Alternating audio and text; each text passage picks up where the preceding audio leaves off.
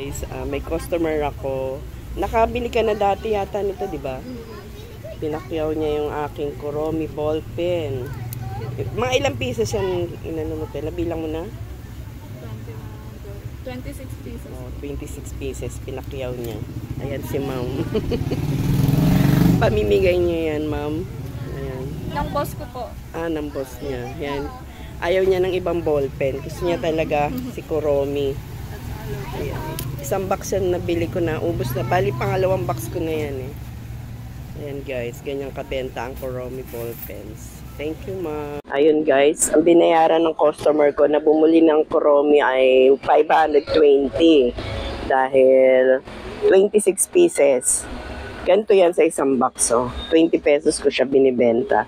So, ang ginawa ko, pinabayad ko lang sa kanya ng 500. Plus, dinagdagan ko pa siya ng dalawang ball pen, dalawang Kuromi.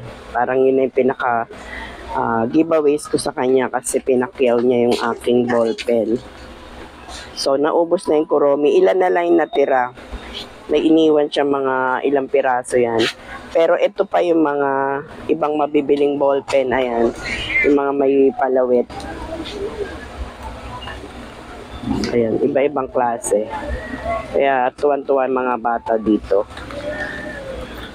Dito ko siya nilalagay.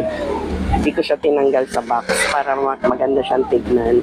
Meron din dito na mga BTS, Blackpink, ayan. Meron siya dito pwedeng ipit sa damit, o ipit sa papel, yan. Meron siyang pang-ipit. Mga BTS yan, tsaka Blackpink. Yan ang mga mabibentang ballpen ngayon kasi pwede siyang ipangregalo. Ayan. Plus ito, yung meron taling ballpen.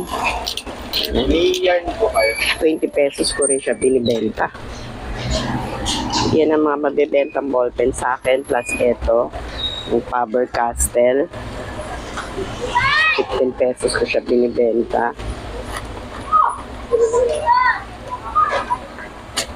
At yan, yung mga sign pen, yung flex sticks. Yan, mga iba't ibang sign pen.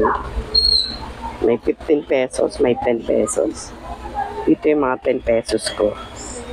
Mga tatak niyang Boyle, G-Tech, Test Good, mga ganyan, Diamond, iba-iba. Sounds mo. Mabilis maubos sa akin ng mga ballpen. Kaya kada punta ko ng Divisoria, marami akong binibili. Dito ko ini-stock yung aking mga ballpens. Ayan. Panda, Faber-Castell, HPW Matrix, yung mga ganito. Yung Dipindot. 8 pesos ko lang siya binibenta. Sa iba 10 pesos daw yan. 12 din. Ayan lang guys. Itong mga pang highlights. Ayan. Ayan. 25 pesos isa ko binibenta. Pag isang ganito 80. Para may discount sila. Ayan lang guys. Sa mga gusto magtinda ng mga ganyan. Ayan na. Ayan ang mga bilhin nyo dahil yan ang mga mapibili talaga. Ng mga lapis, Mongol. Pag Mongol, 12 pesos ko binibenta. Yung mataba, 20. Yung jumbo na Mongol. Yung mga ganito, 10 pesos lang. Yung mga ganyan. Saka itong mga may tasa, 10 pesos. Malaking tubo dyan, guys.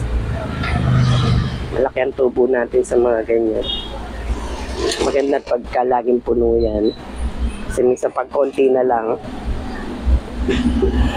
mas maganda talaga pag maraming laman para maaakit yung ating mga customer.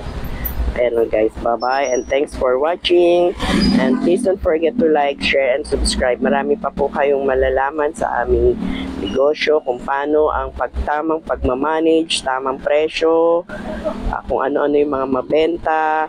Ayan lang po muna, nag-focus lang po muna tayo sa mga ball pens. Bye-bye! Advance Merry Christmas. Kaya hindi po ako masyado nagbablog na nagsasalita kasi nga hindi maganda ang ating boses. Kaya medyo na-stop tayong maggawa-gawa ng vlog. Pero napinitan po tayo kasi nga wala na po tayong pang-upload. Bye-bye.